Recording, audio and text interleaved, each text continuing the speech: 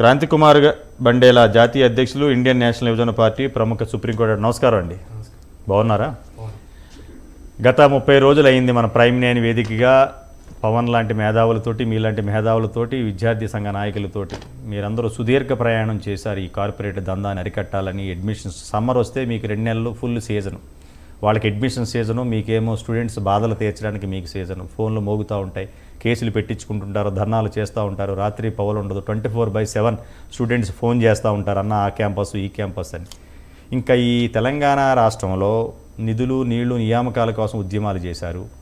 మీరు కూడా పాల్గొన్నారు, పవన్ లాంటి మీరందరూ ప్రత్యక్షంగా.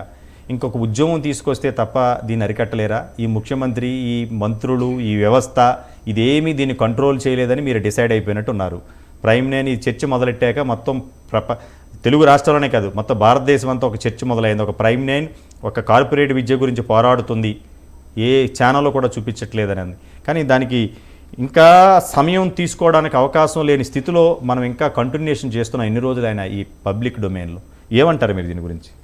ఇప్పుడు ఫస్ట్ నన్ను ఎవరన్నా పాపులర్గా ఉన్న టెర్రరిస్ట్ల పేర్లు చెప్పమంటే నేను ఒక ఐదు పేర్లు చెప్పంటే 5 పేర్లు ఫస్ట్ ఏం చెప్తానంటే, 1 Dawood Ibrahim, 2 Osama bin Laden, 3 Punganur Narayana, 2 ఇప్పుడు ప్రస్తుతం ఇక బిఎస్ రావు బిడ్డలు. వీళ్ళే టెర్రరిస్టులు. ఓకే.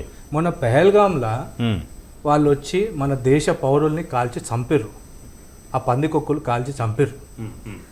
ఈరోజు వీళ్ళు మన పిల్లల్ని చంపుతున్నారు. ఓకే.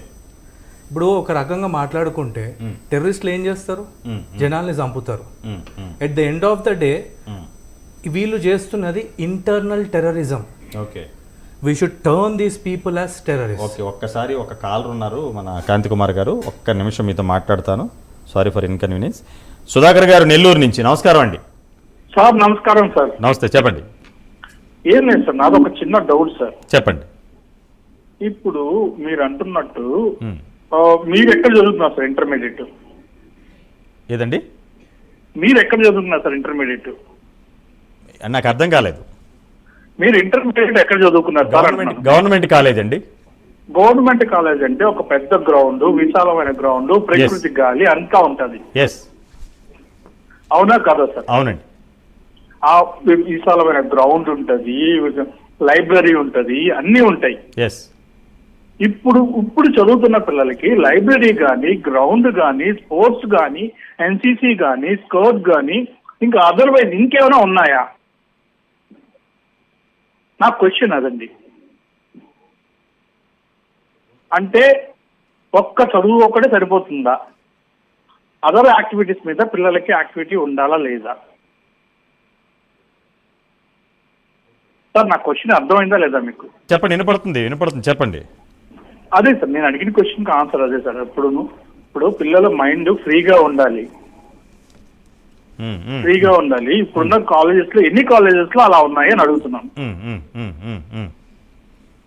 అంటే ఓన్లీ చదువు ఒకటే కాకుండా అదర్ ఇప్పుడు ఉన్న ప్రైవేట్ కాలేజెస్ అని ఉన్నాయి కదండి, వాటిల్లో ఎన్సీసీ కానీ, స్కౌట్ కానీ, నేవల్ కానీ, ఇంకెనీ అదర్ యాక్టివిటీస్ ఇప్పుడు ఒక ఏజ్ కి వచ్చిన వాళ్ళకి కానీ, even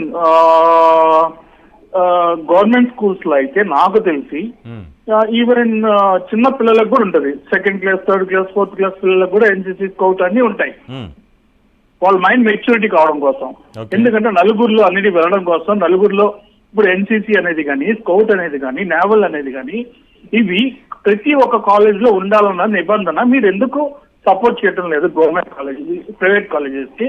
at the same time విశాలమైన గదుల్లో ఎందుకు చదివించట్లేదు? ఇంకొకటి, మీరు కరెక్ట్ గా ఇప్పుడు ఈవెన్ గోవా తీసుకోండి, గోవా కంట్రీ తీసుకోండి. గోవాలో అక్కడ స్కూల్ ఎడ్యుకేషన్ కానీ, స్కూల్ కానీ, కాలేజ్ కానీ మొత్తం ఫ్రీ. కాబట్టి అక్కడ మొత్తం అన్ని డెవలప్మెంట్ ఉంది. నా ఆర్గ్యుమెంట్ కాదు, మీరు ఒకసారి ఆ కంట్రీ అదే ఆ స్టేట్ కొద్దిగా మీరు కనుక్కోండి. ఓకే. అలాంటప్పుడు అందరూ గవర్నమెంట్ స్కూల్స్ కి వెళ్తారు. అక్కడ సుధాకర్ గారు, ఈ అవినీతి దందా కార్పొరేట్ విద్యా వ్యవస్థలో, లేకపోతే మొత్తం ఈ ప్రక్షాళన చేయాలంటున్నారు కదా, ఒక సింగిల్ లైన్ లో మీరు ఏం చెప్పాలనుకున్నారు? మార్పు ఎక్కడి నుంచి మొదలవ్వాలి?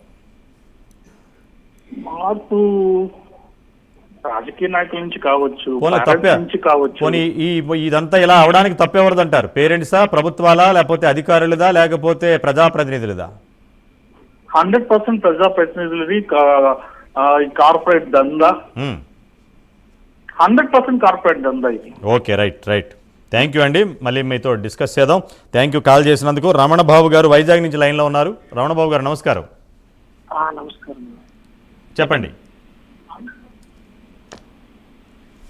హలో, చెప్పండి. మీ వాయిస్ కొంచెం గట్టిగా మాట్లాడండి, స్లోగా ఉంది, మాట్లాడండి. సార్ నమస్కారం సార్. నమస్తే, చెప్పండి. ప్రైమ్ లైన్ లో ఈ ప్రోగ్రామ్ నేను చాలా రోజుల నుంచి చూస్తున్నాను. ఓకే, సో మీరు చాలా చక్కగా కండక్ట్ చేస్తున్నారండి. Thank you.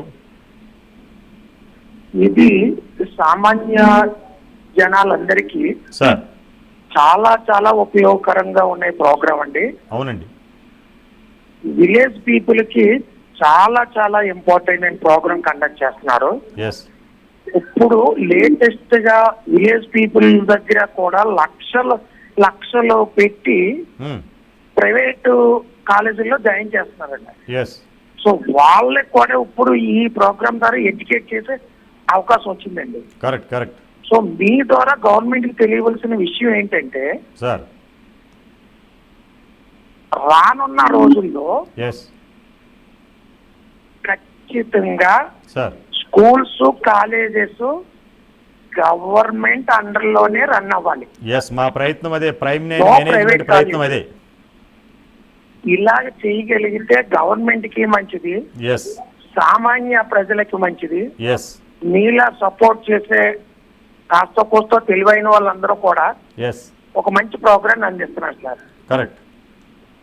ఎస్, మేము అన్ని రకాలుగా ఆలోచించి ప్రైమ్ నేను ప్రజాహితం కోసమే గత 30 రోజుల నుంచి, 30 రోజులే కాదు, సుదీర్ఘ ప్రయాణం చేసి ఏదో ఒక రోజున మొత్తం తెలుగు రాష్ట్రాల్లో కదా భారతదేశం మొత్తంగా కార్పొరేట్ దందాన్ని అరికట్టడానికి ఒక్క నిమిషం అండి. తెలుగు రాష్ట్రాల నుంచే నాంది పలుకుతుంది ప్రైమ్ 9. థ్యాంక్ యూ మీరు కాల్ చేసినందుకు. క్రాంతి కుమార్ గారు.